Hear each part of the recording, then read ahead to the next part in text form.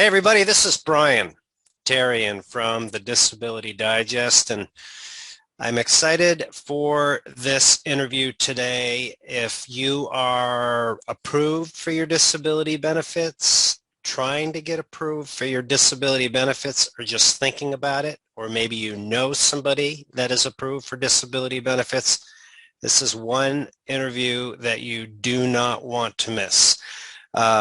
The challenge that we see is that most people that get awarded their disability benefits, they understand that that part is difficult, but what they don't understand is that the review process and the approval process is ongoing for most, is that they're evaluated by Social Security. So today I'm happy to have Attorney James Mitchell Brown with us. Jim has become a national expert in helping people get their disability benefits approved.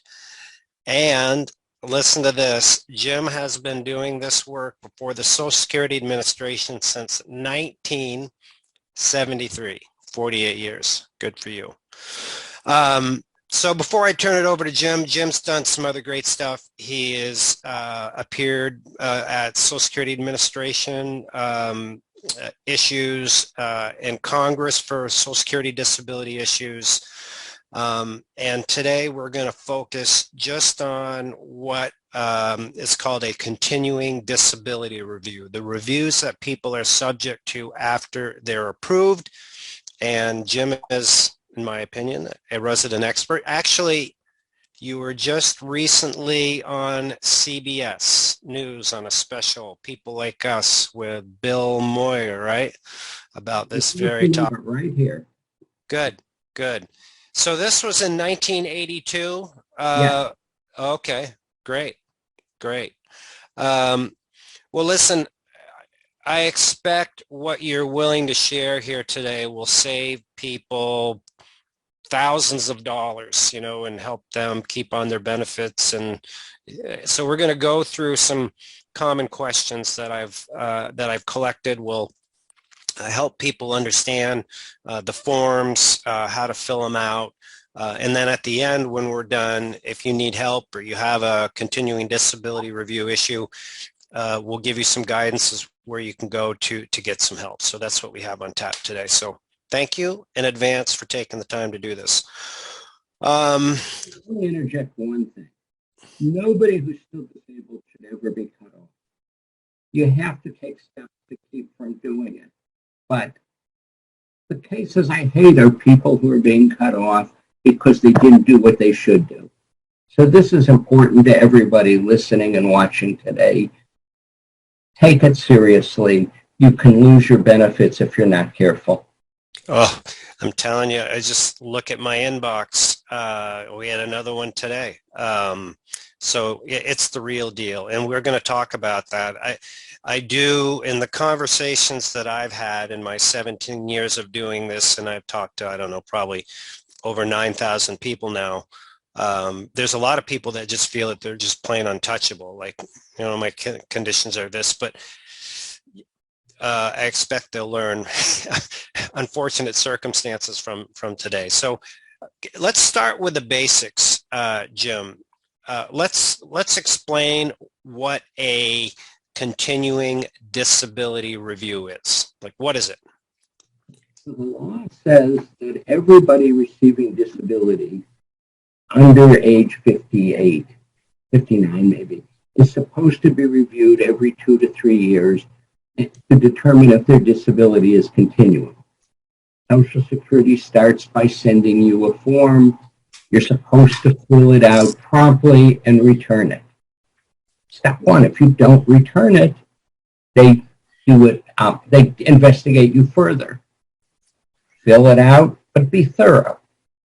Second step is, are you working? Are you receiving work comp benefits? Are you receiving a federal disability benefit? But fill that form out completely. Then you have to keep going to the doctor. Just because you're getting disability doesn't mean you can stop going. I had a client who had cerebral palsy. They said nothing could help him, so he quit going to the doctor. He couldn't lift his head off his chest, but they went to cut him off because he wasn't getting medical care. Mm-hmm. Keep going to the doctor. If you don't go, you're going to get terminated. Yeah. It's simple. That's one of the questions they ask. But the reviews happen. Are you still getting medical care? Are you working? What do you do during the day? We're going to go through that form in a little while. Mm-hmm. And it's important to fill it out carefully. Mm-hmm. When we go through that form, I'm going to give another tip on what I recommend to do with it. Okay, good. Jim, for the audience, oftentimes people will say, you know, my review is scheduled at the 3-year interval, but I haven't had it yet. Like, when are these done? When are they actually done? Do you know? No, there's no time to predict. There are some judges who write in their decision that this person should be reevaluated in 12 months and 18 months and 36 months. Nobody reads that. Mm-hmm. When I represent somebody younger in their 20s, I put in my pre-hearing memo that they should be reevaluated in 12 months. The judges love that because they're afraid that they're giving this young person the right to get disability forever. And the judges put that in their decision, and nobody ever pays attention to it. The people who are most likely to get reviewed, although Social Security denies it, it really happens, are those who are getting disability for a mental illness. Oh. Because those are the people least able to respond, to answer the questions properly. Mm-hmm. One of the reasons I get along with the people at the state agency is I had a client brought in by her brother who received a letter saying, send me the information, fill this form out. She ignored it, got a second form, got a third form, got a letter saying you have to fill this out within 10 days. Didn't do that. And then got a letter saying because you didn't respond, you're apparently no longer severely mentally retarded. Her brother brought her in. The woman had an IQ of 63. She had no concept what that form meant. Mm-hmm. I called the person who sent the letter, gave him this claimant's Social Security number, and said, if you've cured her, you're going to win a Nobel Prize. He pulled the file, apologized, thanked me for not going to the newspapers or the television stations. Uh-huh. And 2 days later, she got her letters rescinding that termination. But they don't know what they're doing. They have to handle a huge volume of cases. Right. And if you don't respond, they just send these letters out. So respond, but people with mental problems are high on the list because they can't respond. And although there's technically no quotas, they want to cut off a certain amount of people. Sure. Yeah. They're saving, I think it's 9 to 1. Every dollar they spend, they're getting 9 back on these reviews, according to the budget. Why do they do these, Jim? I mean, is it saving money? Is it, what is it? One time when I was in Washington, Congressman Bunning, who's in the Baseball Hall of Fame, but was chair of the Social Security Committee, said to me, nobody's disabled, they're just not motivated. And if they are disabled, God's punishing them, so why should the government give them any money? And that's the reaction of many people in Congress. This is a handout. They don't realize that you paid for it. When you get paid for your Social Security tax, when it comes out of your check, there's a separate disability fund. Part of that money, about 1.5%, goes into a disability fund to pay if you become disabled.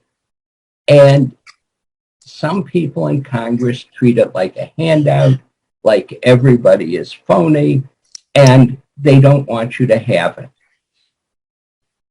Mick Mulvaney, who was the last president's chief of staff, told me, we don't need Social Security. I'll take care of my grandmother and you take care of yours.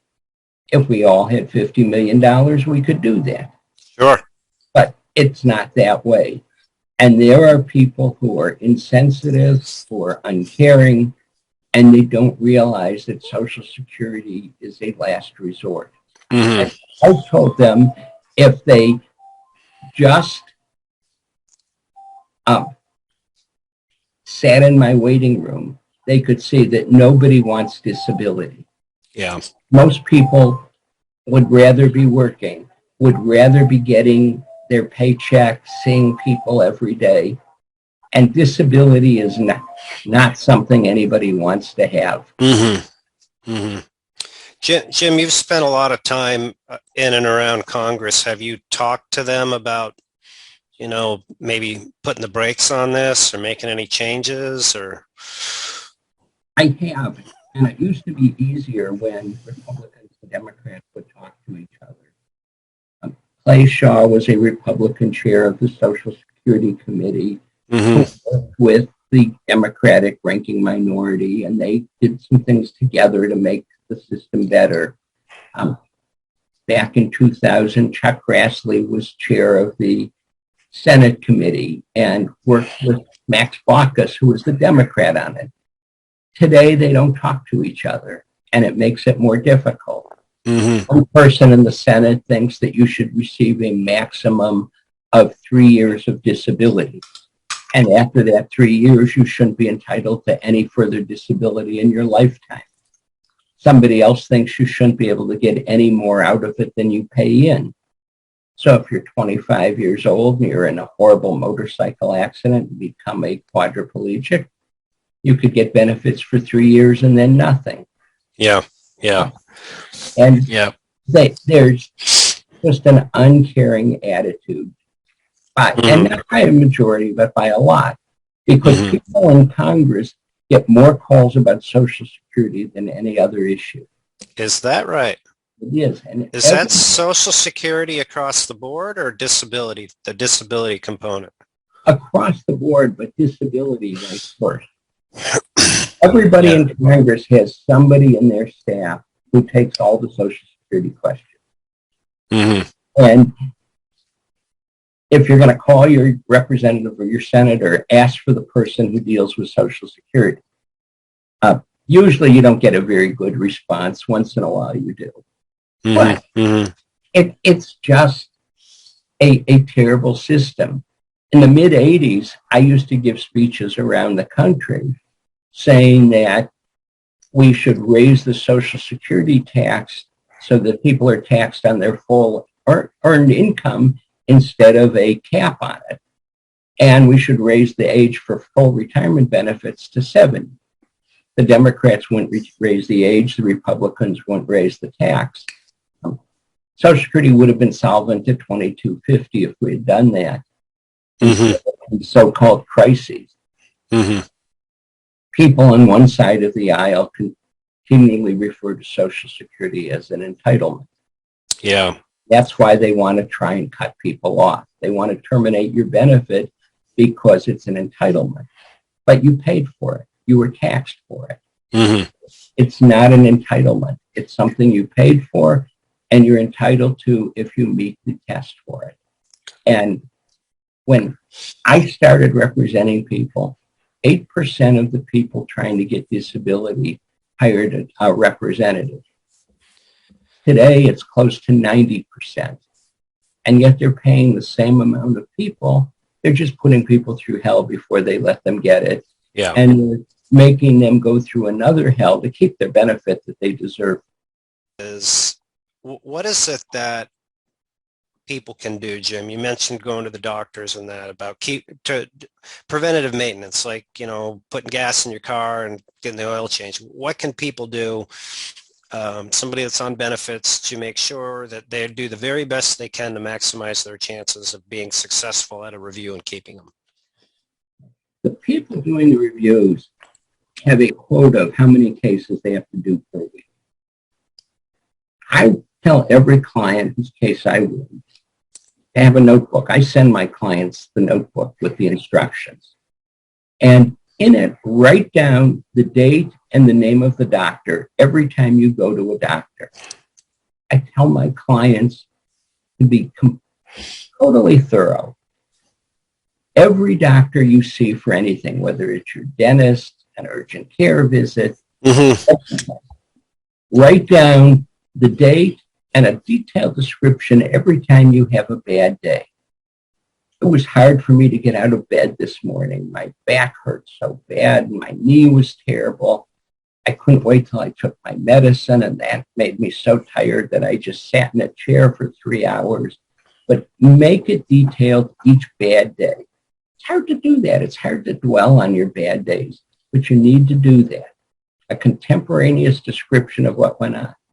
And you write the date and the name of the medicine every time you get a new prescription. When you get this review letter, you're going to fill the form out, and then you're going to copy this diary and send it to them. If you send them a 50 or 100-page handwritten diary, they don't have time to read it. They'd get fired if they read things like that. It takes too long. So they're going to look at all this. One of the questions is, how often do you go to the doctor? Yeah. If you write, see diary, they can't wade through that. They're just going to look at it, see there's a couple doctor's appointments and a lot of patients. Yeah. And they're going to go, I can't do this. This person's still disabled.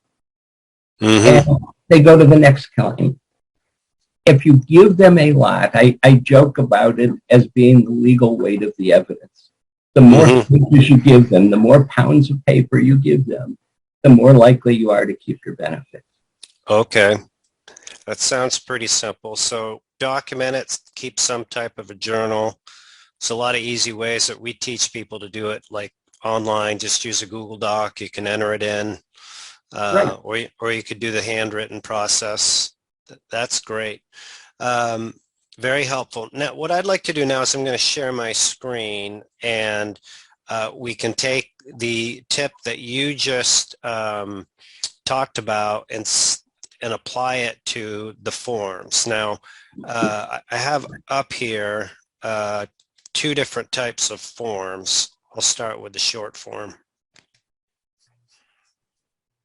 Okay. So Jim, this is the form SSA 455, and I refer to this as the short form. And this can be done electronically when sent to people. First, though, before we go through the 2 forms, the short form and the long form, do you have any idea, like, why some people are sent the short form and why some people are sent the long form?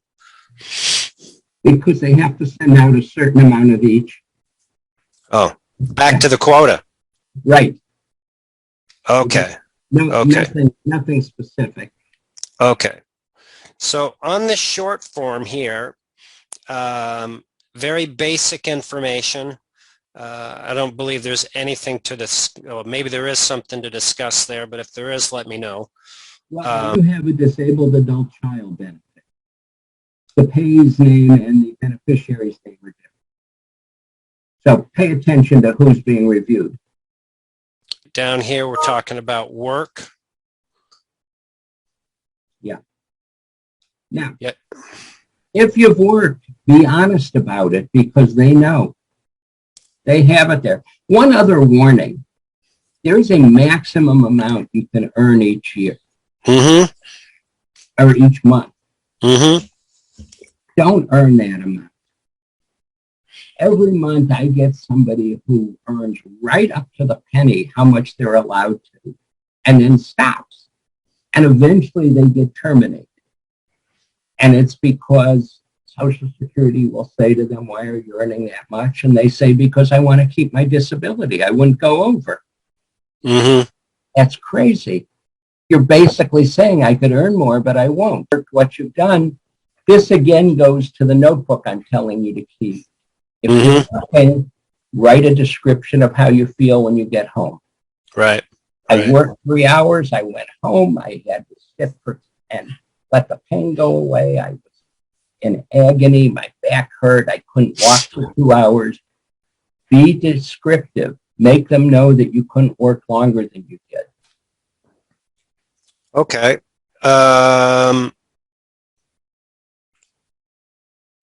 In these sections here, are there any tips that you have?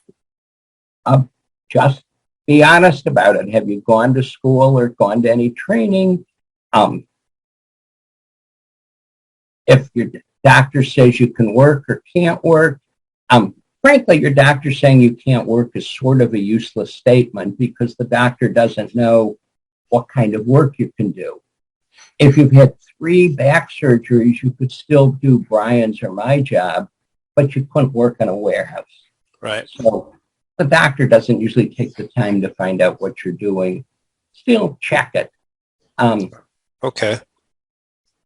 Most doctors don't discuss work with their patient, though.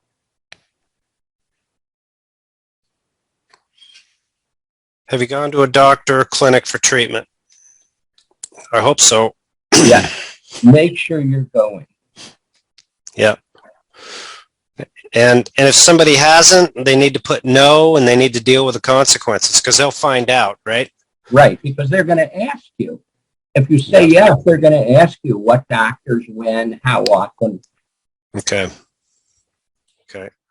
Hospitalized, surgery, I would say that's the same. Okay. Here's an interesting section. Do you have any advice for the remarks? Yes. One of the important things is list everything that's wrong with you that wasn't there when you had your benefits granted. I had a client who was using a cane when he received benefits. He had some severe orthopedic problems. Most of them had resolved, but he'd had a stroke and a heart attack since. Didn't list any of that. They had a video of him walking into the consultative exam during the review process without a cane. They cut him off. They said he was receiving his benefits fraudulently because his orthopedic problems had resolved. And he checked on the line above that his condition was worse. But he didn't say he'd had the stroke and the heart attack. He actually got indicted for fraud. Oh, boy. He came to me. I got him a criminal lawyer to defend him. He didn't include under remarks that he'd had the heart attack and the stroke. So he went through hell. We got him his benefits. The jury was actually out 15 minutes to find him not guilty. But he had to have his cardiologist and neurologist testify at his trial and pay for a criminal lawyer. So if you have new conditions, it didn't ask for that on this form. Put it in under remarks. Okay. Good tip. I'm going to pivot over here to the long form. And in the long form, are there areas where you have suggestions that would be different than what we just went through on the short form? We'll go down to 1G. Can you speak and understand English? I have seen the fraud investigators come out to people after following them into a store saying, "Where's the milk?" The claimant will point to the milk section and then show up at their house and say, "You said you don't understand English and you answered my question, so you're getting this fraudulently." That's not fraud. And those cases are easy to win, but they put you through hell first. So answer it honestly. The problem is, if you say no to this, how did you fill out this form? Okay. So when you say no, put the language you prefer, and then in a parenthesis, put who helped fill this out for you. If you say no and keep going without an explanation, somebody's going to think you're phony. Okay. Good point. As I go down through here, perhaps there's other sections. Back to medical conditions. Okay. Again, list everything. And I mean everything. If I had a client with autism, but I knew that they I just had somebody with autism turned down. So I also put down his torn medial meniscus, his torn rotator cuff, and every other condition too, just to make sure that they understood that there was a lot more than this. The person from the state agency called and asked why I did that. My client was autistic. And I said, because you asked for all the medical conditions, which gave them a laugh, but at least it was all filled out properly. Okay. Jim, back to the journal that we had talked about.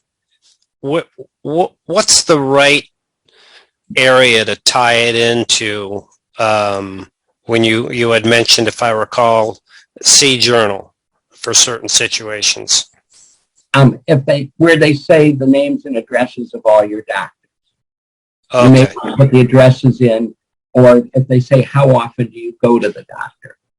All right. Okay, so there was a section for that on the short form, and I expect there's one here as well. Also under remarks, you can put C-journal.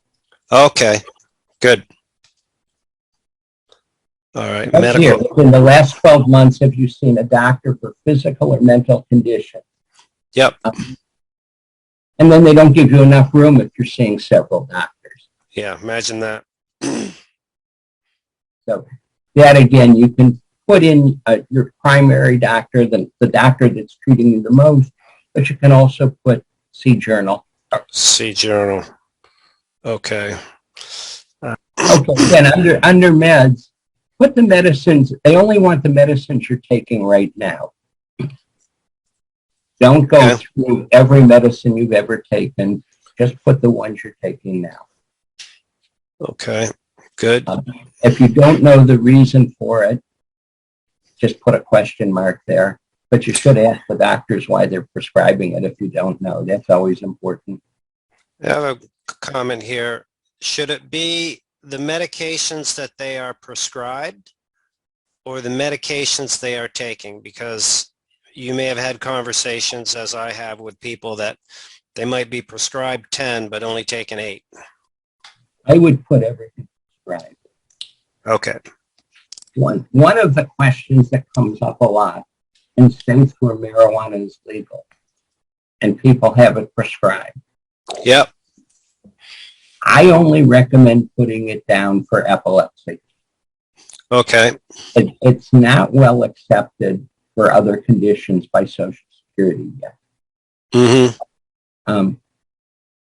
And some people think of it as, still, why are you taking it? It's not approved federally.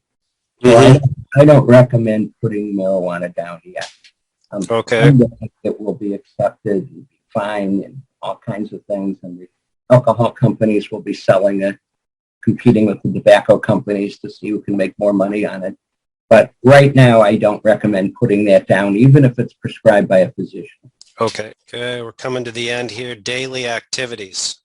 Okay, that's an important one. And daily activities sometimes can make or break the case. What time do you get up in the morning? But I like to put what time you get out of bed after you get up. Sometimes you can get up at 7 a.m., but not get out of bed until 8:30 because you're so uncomfortable, it's hard to get going. Mm-hmm. What time do you take your meds? Do you have breakfast? But be specific. They don't give you enough room to fill it out, so you may have to go to another page, or the back of this page. Okay. But if you vacuum your house, you might put that you vacuum for 10 minutes and then sit for an hour. If you make breakfast, don't just say, I make breakfast. Say, I made toast for breakfast. Otherwise, somebody who doesn't know anything is going to say, well, why can't you be a short order cook at a diner? Mm-hmm. So be specific. I made toast and coffee and then rested for an hour. Couldn't do the dishes, too tired. Whatever it is, be specific. Be as clear as you can. Okay. And if they make toast and coffee, and then they have to take a break, maybe they can do that some days, but they can't do it every day. Right, exactly. But this is your chance to be verbose. Make it as clear as possible how difficult it is. When I teach lawyers how to represent people on disability claims, I tell them you're an artist and you're starting with a blank canvas and you're painting a picture of your client from the top of their head to the bottom of their feet.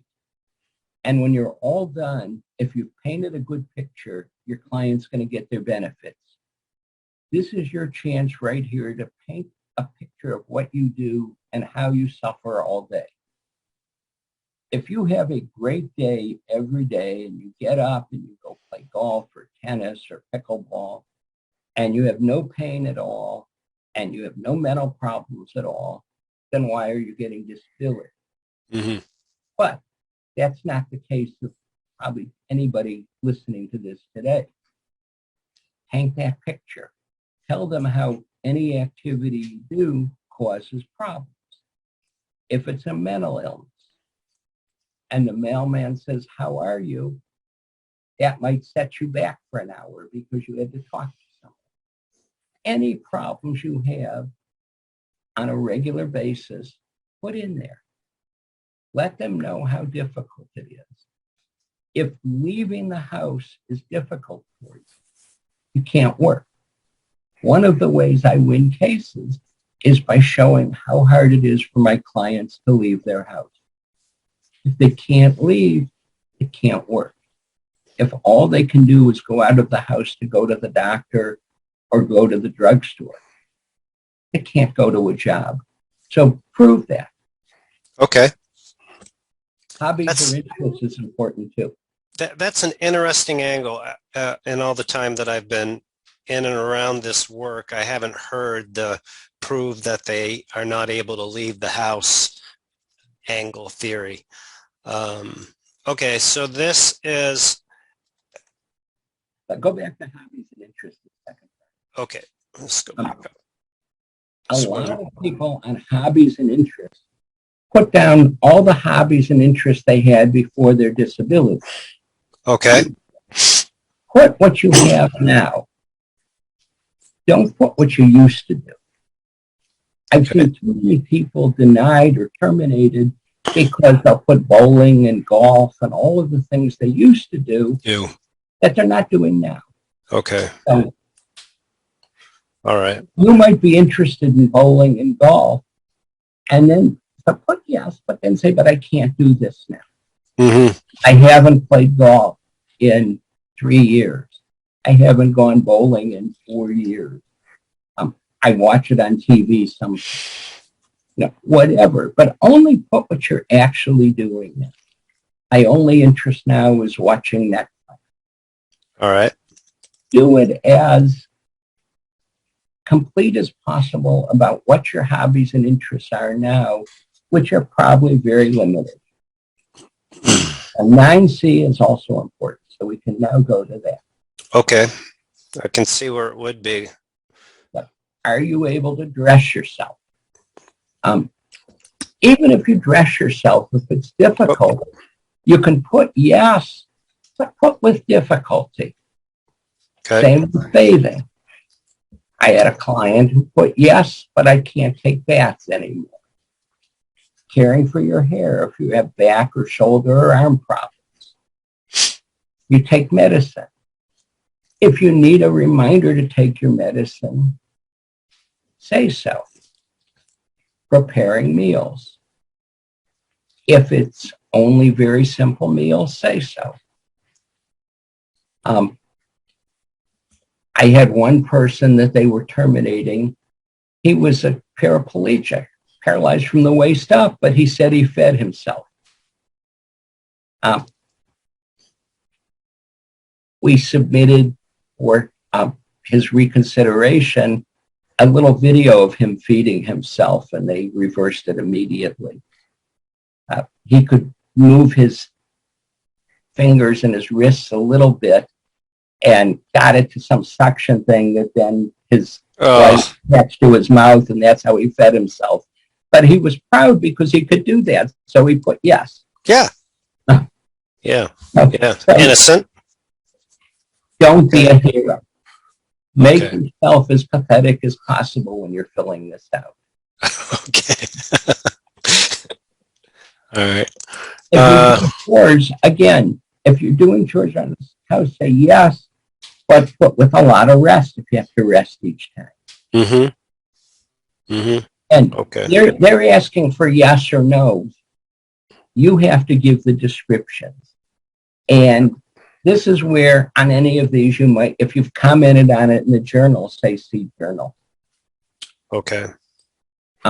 Most people with a lot of pain, with a lot of, with any mental problems, have difficulty seeing, hearing, or speaking, concentrating, remembering, understanding, or following directions. You're going to check yes, give a little explanation with it. Okay. If you're in pain all the time, you can't remember things well. It's a given. Am I correct in understanding that the answer definitely wants to be truthful, but with clarity, so that Social Security does not have or can develop the opinion that it can be done on a regular, consistent basis? Yes. It's Okay. like, can you lift objects? Okay. You have to say yes to you can lift objects because you get dressed. Okay. If you say no, they're going to think you walk around nude or you're Yeah. Yeah. Contradicting. Yeah. right. There goes your credibility. Right. But with difficulty. All right. This is excellent. Be honest, but clarify it. All right. Yeah, this is your chance to make sure that they understand what you're saying. Okay. And here we are down to a big block of remarks. Right. And under remarks, see my journal. Everything I do is difficult. Okay. Lifting, standing, stooping, remembering, concentrating, whatever impairment got you disability is what you put in there. Amongst the pathetic cases I had to represent somebody on was somebody on dialysis waiting for a kidney transplant. He'd had one and it was failing. And they turned him down because his endocrinologist wouldn't fill out a form Social Security sent him. They said his family doctor should do it, and he had no family doctor. So they cut him off. He came to me. I sent him to a family doctor who I knew would fill a form out for me. And he lost on recon anyways because the person doing the recon just rubber stamped things. And his hearing took about 5 minutes. If you're on dialysis, you're not supposed to lose your disability. That's an automatic. But somebody wasn't paying attention to the law and the rules and cut them off anyways. So you need to be descriptive. You need to be complete. When he got his next review 3 years later after he had gotten his kidney transplant, he was prepared and they didn't cut him off at all. So you need to be as thorough as possible. Take this form seriously. It's just a form, but it can make or break what their next step is. Okay. Let's talk about the next step. The short form or long form is sent in. It's reviewed. And if it's the review is not favorable, is it immediately denied? What is the next step, Jim? The next step is they're going to send you their form 827. 827. Okay. Says they want to get medical records about it. Okay. All right. Yep. And when they get those, you have to tell your doctors, respond quickly. Okay. Please send the records in because they usually have 30 days. They don't have the records in 30 days. Their mentality is, well, you must not be going to the doctor then. Okay. Not the doctor's an idiot and isn't sending things in promptly. It's you're not saying them. So Tell the doctor you're going to get something from Social Security. Please send it in quickly. When I represent someone, I send for those records myself because I always get them collected in Social Security. Okay, that was my question. So if somebody's doing this proactively or somebody else out there practicing this area of law, could they obtain the medical records and then submit them to Social Security? Yes, they can. If you're going to get them yourself, ask the doctor or the hospital for the records electronically. Okay. If you ask for them by paper, they're going to charge you $1 a page or more. If it's electronically, they can only charge you $6.50 for the whole record. Okay. So, and then, okay, so the medical records are requested and then reviewed. Is there anything else that can be done at that step, like letters like RFCs? Can you get into that stuff? You can send an RFC to your doctor. Depends on your condition. If you have a mental impairment, and frankly, almost anybody with a physical impairment has a mental impairment. Mm-hmm. Think about it. When you were working, you had about 10 hours a day from when you woke up in the morning, went to work until you got home at night. You interacted with other people. You were social during the day. And now you get to stay at home and think about how terrible you feel. Yeah. That's depressing. If you're that way, ask your doctor to send you to a psychologist for 5 visits. Social Security often wants to know that all of these complaints aren't credible anymore. If a psychologist says you're credible, Social Security can't say that. Credibility doesn't matter legally, but it matters to the person making the decision. So get those 5 visits in. Disability is like the grieving process. You go through these steps of why did this happen to me? What's going to be tomorrow? How much worse will I be? A good professional can get you through that and you'll feel better about yourself too. But it helps keep your benefits. Okay. Secondly, though, get the records, get a form, and get it in. Send it to Social Security quickly. Ask the claims rep at Social Security to let you know if the doctors aren't responding. Ask them not to make a decision if they haven't gotten information from the doctor to let you know so you can help. That's a good move right there because that could be a showstopper. Right. If the doctors aren't responding, maybe you can help. Yep. And just for the audience listening out there, I use the acronym RFC, which is Residual Functional Capacity Report. They are support forms that are either brought to you, to your doctor, or sent to your doctor by whoever's working on your case to be filled out. And they confirm that you're being treated, their opinion on your limitations, and if you can work. They're super valuable. So, and those are available through the Disability Digest, or I expect whoever you might have working on your, if you have anybody working on your continuing disability review. Okay, so we have forms for physical and mental conditions. Yes, exactly. Thank you. So we talked about step 1, the form comes. Step 2 is the 827 requesting the medical records. Medical records are reviewed, and if the decision is not favorable, what happens then? They might send you. Okay, your audio is getting a little choppy here again. They might, and you say that's not so important. What's important is how terrible I feel. All the things I can't do.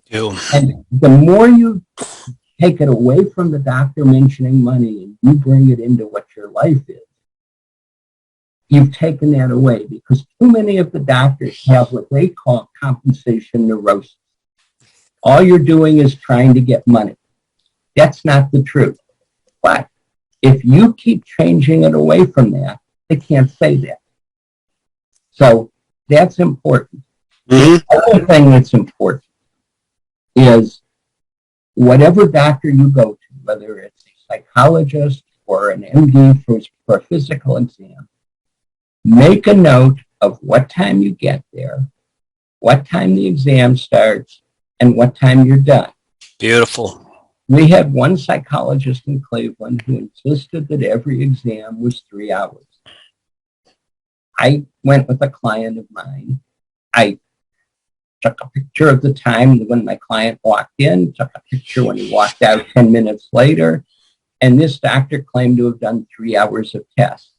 What? And I did it 4 different times and then got that doctor fired.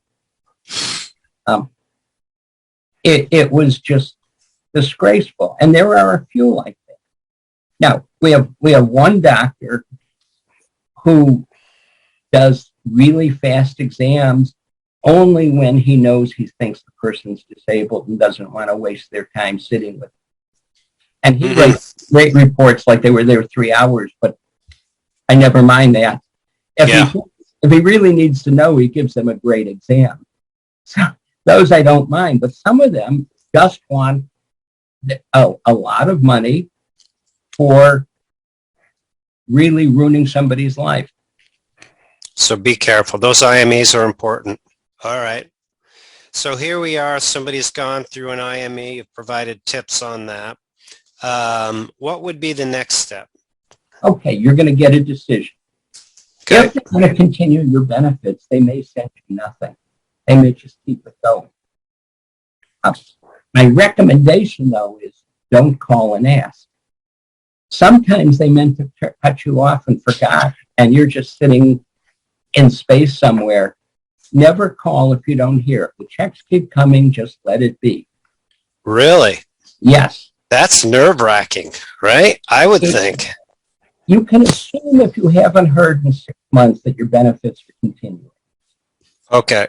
But I know of one person who came to me who hadn't heard and called a couple times to find out. And then the person said, oh, yours was sitting here. We forgot to process it. And then they cut them off. Oh, boy. So if you heard and your checks keep coming, just accept it. Yeah. You can't be overpaid if they haven't sent you anything. So all right. Don't do anything. But if they turn you down, then you need to file a reconsideration. If you file it within 10 days, your checks keep coming. But if they ultimately turn you down, they declare you overpaid. Let's go through this one more time. So somebody gets denied. They get a decision. Their benefits are terminated, right? They have the option to either, one, keep their benefits being paid, right? Yes. But if they continue to go forward and they don't end up proving that they are entitled to benefits, they are expected to pay back. Correct. Okay. And they're expected to pay back from when? From the time of the review to when the final decision was made? From the time that they filed their reconsideration. They get 3 more months. Pardon? You get 3, when they cut you off, you get 3 more months of disability. Oh, you do? Yes. So 3 months from when the termination comes in. Okay. Your audio is a little choppy, so I'm just repeating back the parts that are not easy to hear. Okay, let's see if this is any better. You get 3 more months. Yep. Then you're cut off, or you're considered overpaid if they ultimately deny you. Okay. The thing is, you can file to have that overpayment waived. All right. All right. So you stay in payment and go and fight until you win. Or the other option is? Appeal, don't ask them to continue paying. And then when you ultimately win, they pay you all the past due money. Okay. All right. I tell everybody to keep the payments coming. Yep. Yeah. All right. I don't know of many people that practice continuing disability review help. So what can you share with the audience and help them understand? Not many representatives do this CDI. It really annoys the judges that people don't. And lawyers charge various ways on them. Some will charge a flat fee. Some will charge varying ways. What I usually do, if somebody comes to me and they have a hearing notice, I charge a flat fee. If somebody comes to me and they've received the notice that they're being turned down, they're being terminated, I charge 15% per month of their monthly check. Okay. And I put that in my trust account so that if we don't win, they get that money to be applied to the overpayment. If we do win, that becomes my fee, although it still has to be approved by Social Security. Okay. What happens is I ask the client for their debit card number, and every month I run the card and put that money in my trust account. That way I have that money to send, if the doctor's charged for any records, I take it from there. And that's how I charge. There are some lawyers who will charge a flat fee of $1,500, pay me in advance. Most of my clients couldn't afford that. Other lawyers have varying fees for it. Any fee that a lawyer charges has to be paid, has to be approved by Social Security. By Social Security, right. There is one lawyer I know of who, from the minute the case is won, charges people a monthly fee to keep them from getting reviewed.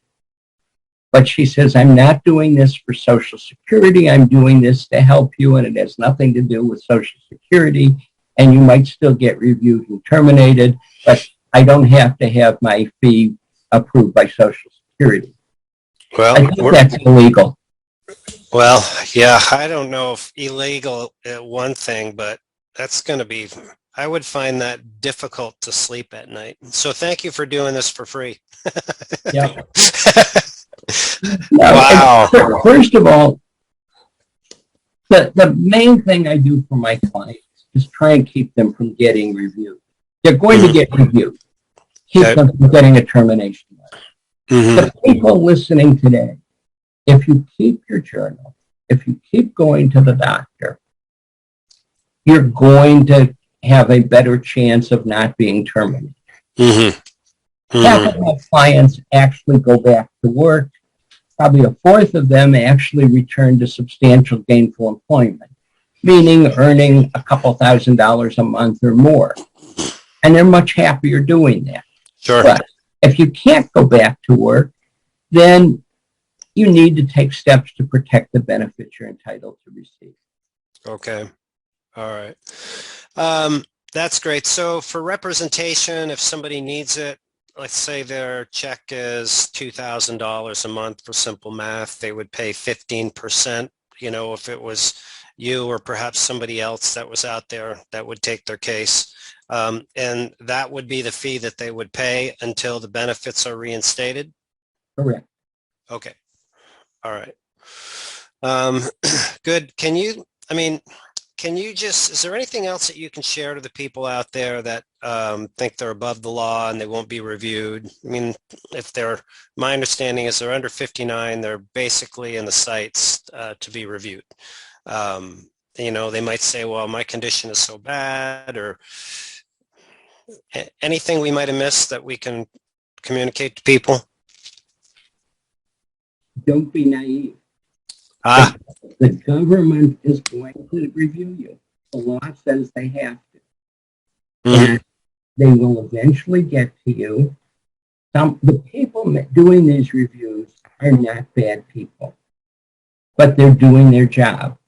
And it's up to you to provide the proof. The law says the government has to prove that you're able to do substantial gainful employment. It doesn't work that way. Right. You still have to prove you can't work. You're not going to the doctor.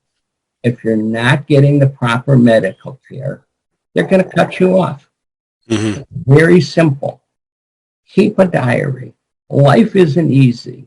You don't want to get disability. You'd much rather be working again.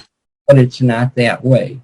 And don't think because I have MS, because I have chronic fatigue, because I have depression and anxiety, I can't work and they won't come after me. They're not coming after you. They're following the law. Yeah. And the law says they have to review you, they have to send you this form, and they're going to. Mm-hmm. And if you don't do what the law says you're supposed to do when you get the form, they're going to cut you off. Mm-hmm. It's painful and stressful to try and keep your benefits once they do that. Mm-hmm. Make it easy on yourself. See the doctors. You have Medicare or Medicaid or both. Mm-hmm. That expensive. Get a physical every year. Make sure you tell your doctor everything that's wrong with you. The one word I tell everybody when they go to the doctor walks in with a big smile and says, "How are you?" And you say, "Fine." Never say fine, because that's the first word in the doctor's notes, and that's what Social Security looks at. Patient was fine at the doctor's office. When the doctor says, "How are you?" start by telling the doctor everything that's wrong, because that's what you want the Social Security representative to see. Doctor asked how you were, and you said, "My back hurts, my knee hurts, I don't like being around other people anymore." Lay it on thick. Honest, but thick. Yep. Because that's what's going to keep your benefit. That's the important thing, is be honest, but don't be a hero. Yep. It's good communication. That's just great advice. Yeah. So that's super. I'm just thinking back through some of the key things that we have gone through, like we've explained the process of what a continuing disability review is, who gets them, what the forms look like, the short and long.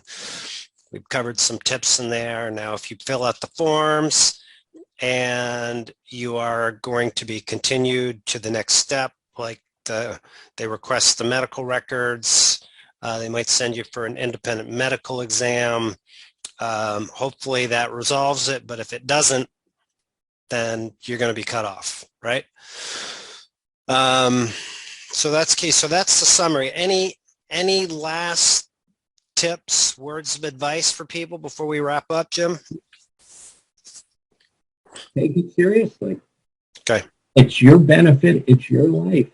And if you don't take it seriously, you're going to lose it. All right. Great. Listen, for all of you out there, a big thanks to Jim for sharing his 48 years of experience here. To learn more about the CDR process, there'll be some links around this video wherever you are watching it.